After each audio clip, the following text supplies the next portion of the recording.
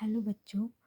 आज हम पढ़ेंगे ऑप्थेल्मोलॉजी की कंजक्टिवाइटिस का एक important topic that is called the ophthalmia neonatorum. Neonatorum में क्या होता है? ऑप्थेल्मिया नियोनेट्रम, तो ये क्या होता है? एक बायलैटरल इन्फ्लामेशन डिसऑर्डर है कंजक्टिवा का, जो कि बेसिकली बच्चे को क्या होता है, less than the 30 days old, यानी 1 महीने से पहले पहले होता है। ठीक है, अभी क्यों होता है और इसका क्या है? मेनली तो क्या होता है कि आपका प्रिवेंटेबल डिजीज़ होता है। It is a preventable disease usually occurring a result of the carelessness at the time of birth.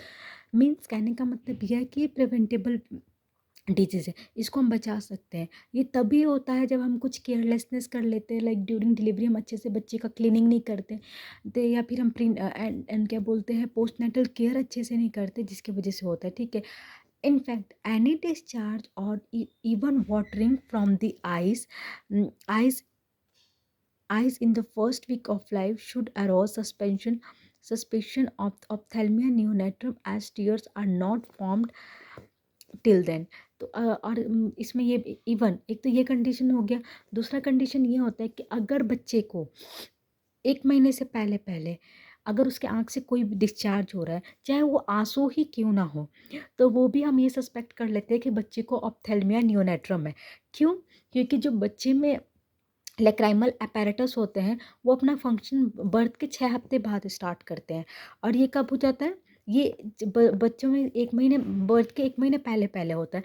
तो इसीलिए कोई भी डिस्चार्ज को हम क्या सस्पेक्ट करते हैं? ऑप्थेल्मिया नियोनेट्रम हो गया। अब उसके पास से इटियोलॉजी क्या क्या है, तो एक तो हम इसका देखेंगे मोड ऑफ इन्फेक्शन होगा और दूसरा कॉजेटिव एजेंट होगा। तो मोड ऑफ इन्फेक्शन आपके 3 चीज़ें होंगे, प्रीनेटल यानी before birth, and after birth and during birth. ठीक है, अब उसके पास एक पॉजिटिव एजेंट में क्या होगा? कोई भी केमिकल एजेंट, जैसे सिल्वर नाइट्रेट, जिसमें कि हम कोई भी केमिकल एजेंट हो गया सिल्वर नाइट्रेट, जो कि एज अ एंटीबायोटिक प्रोफाइलेक्सिस हमने यूज़ किया। ठीक है, या फिर गोनोकोकस बैक्टीरिया की वजह से हो गया, स्ट्रेप्टोकोकस ऑरियस की वजह से हो गया, हीमोलाइटिक हो गया, स्ट्रेप्टोकोकस हीमोलाइटिस हो गया, एंड स्ट्रेप्टोकोकस निमोनिया, और क्लैमिडिया के सीरोटाइप्स from D to K। But be remember कि उसमें आई इन्वॉल्व नहीं होता। ठीक है, ठीक है, ये एमसीक्यू का क्वेश्चन होता है कि अगर क्लैमिडिया ट्राकोमा होता है तो नियोनेटल इंक्लूजन कंजक्टिवाइटिस, तो उसमें कौन से क्लैमिडिया इन्वॉल्व होता है, तो कौन से सीरोटाइप इन्वॉल्व होते हैं? तो D to K होते हैं, आई का इन्वॉल्वमेंट नहीं होता। हो गया, यहाँ तक हो गया। अब हम इसके ना क्लिनिकल फीचर्स के बारे में जानेंगे, पर क्लिनिकल फीचर्स से पहले हम क्या जानेंगे? उसके इंक्यूबेशन पीरियड। तो इंक्यूबेशन पीरियड अगर केमिकली होकर हो रखा है, यानी सिल्वर नाइट्रेट की वजह से, पॉजिटिव एजेंट सिल्वर नाइट्रेट है, तो जनरली क्या हो जाएगा? इंक्यूबेशन पीरियड इसका 6 आवर्स हो जाएगा। अगर गोनोकोकस बैक्टीरिया है तो इसको हम क्या करेंगे? 4 डेज। ठीक है, अगर कोई और बैक्टीरिया है तो 5 डेज तक रहेगा। अगर सीरोटाइप्स D to K और के हो गया, क्लैमिडिया का सीरोटाइप्स है, तो 21 डेज तक रहेगा। और हर्पेस सिम्प्लेक्स वायरस में क्या होगा? 15 डेज तक रहेगा। ठीक है, ये चीज़ आपको याद करनी पड़ेगी। अब इसका कोई निमोनिक्स तो मेरे पास है नहीं, अदरवाइज मैं आपको निमोनिक्स से याद करा देती, बट ये याद रखना बिकॉज ये MCQ पॉइंट ऑफ क्वेश्चन है। ठीक है, अब ओके, साइन और सिम्टम्स में क्या क्या होगा? तो साइन और सिम्टम्स से पहली बात तो पहले आ जाएगा आइज़ में क्या होगा? पेन होगा, टेंडरनेस हो जाएगा, कंजक्टाइबल डिस्चार्ज होंगे। हो गया यहाँ तक?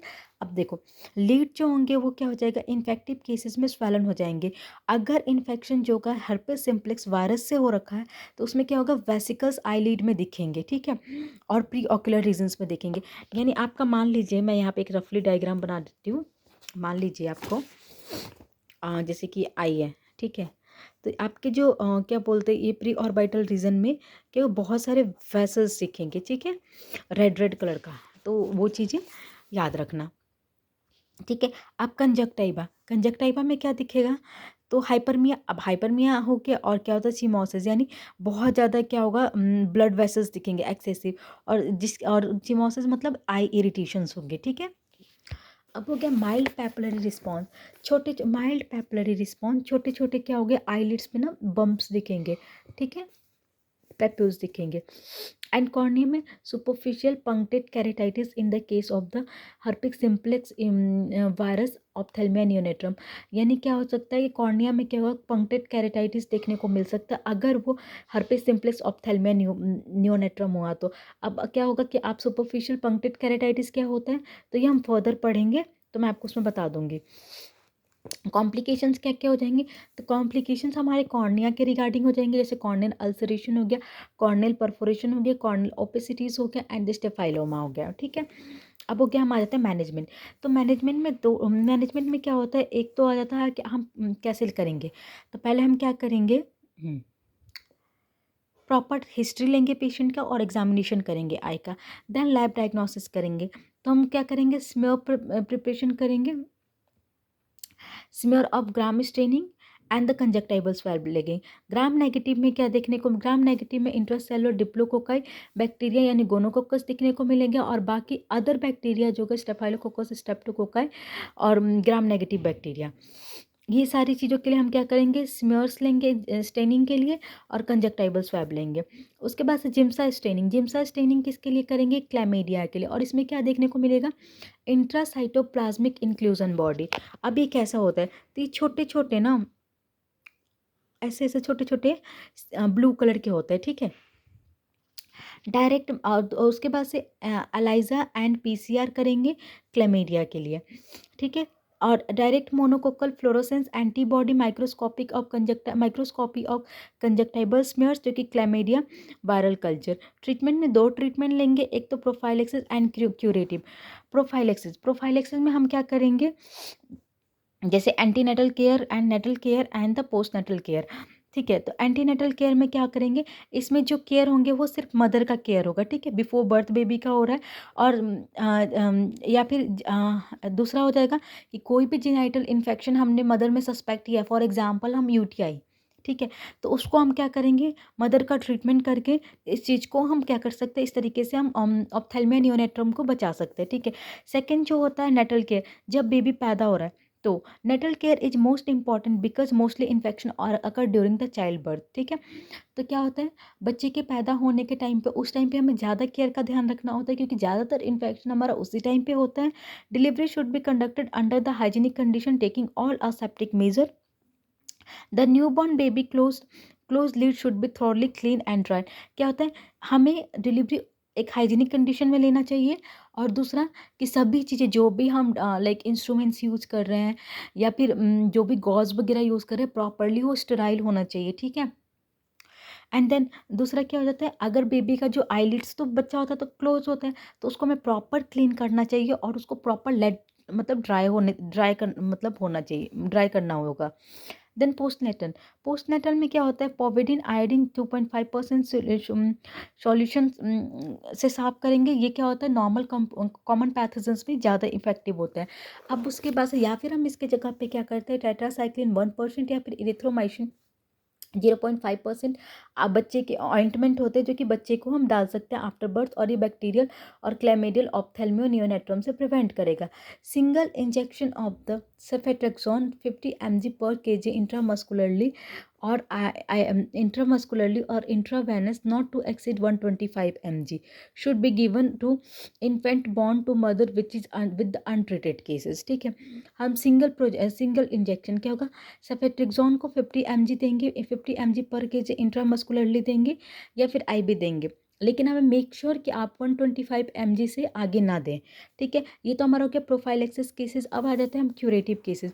तो क्यूरेटिव केसेस में क्या होता है, अगर केमिकल ऑप्थेल्मिया नियोनेट्रम है तो सेल्फ लिमिटिंग होते हैं, ये कंडीशन होती है, इनमें कोई भी मेडिकेशंस की ज़रूरत नहीं पड़ती।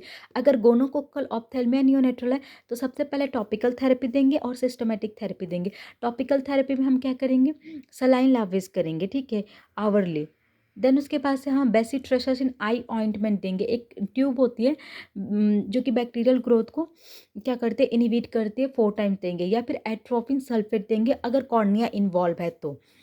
देन उसके बाद से अगर गोनोकोकल ऑप्थेल्मिया है तो उसको हम 7 दिन तक ट्रीट करेंगे। सेफिट्रॉक्सिन देंगे 75 to 100 mg 100 mg पर kg IV और MD इंट्रामस्कुलरली देंगे 3 times in a day। सिफोटेक्साइम जो कि 100 to 125 mg देंगे intramuscularly BD। If gonococcal isolate is proved to be susceptible to penicillin crystalline benzyl penicillin देंगे 50,000 पेनिसिलिन जी 50,000 यूनिट्स देंगे full term normal weight body and 2000 20,000 units देंगे pre mature baby को। ठीक है, और ये 2 से 3 दिन के लिए, सॉरी, ये 2 बार देंगे 3 दिन के लिए। और अगर क्या होगा, अगर अदर बैक्टीरियल नियोनेट्रम हो रखा है, ऑप्थेल्मिया नियोनेट्रम, तो उस केस में हम नियोमाइसिन देंगे, बेसिट्रोसिसिन देंगे और टोब्रामाइसिन देंगे। और नियोनेटल इंक्लूजन कंजक्टिवाइटिस या क्लैमिडियल इन्फेक्शन हो रखा है, तो उस केस में हम topical tetracycline 1% erythromycin plus systematic erythromycin देंगे 125 mg ओरली। ठीक है। और इसमें क्या होता है, हर्पिक सिम्प्लेक्स कंजक्टिवा, तो ये भी क्या होता है, सेल्फ लिमिटिंग डिजीज होता है। अगर वो कंट्रोल नहीं हो रहा, तो हम उस केस में क्या करेंगे, एंटीबायोटिक देंगे, वायरल एंटी मतलब क्या होता है, वायरस को कंट्रोल करने के लिए हम ड्रग देंगे। ठीक है। अब आज के लिए इतना ही। अगर आपको कोई चीज़ ना समझ में आए हो, तो आप मेरे से डाउट पूछ सकते हैं कमेंट सेक्शन में। और अगला टॉपिक आप बताना कि आपको कौन से टॉपिक पे पढ़ना है। Okay, bye, take care.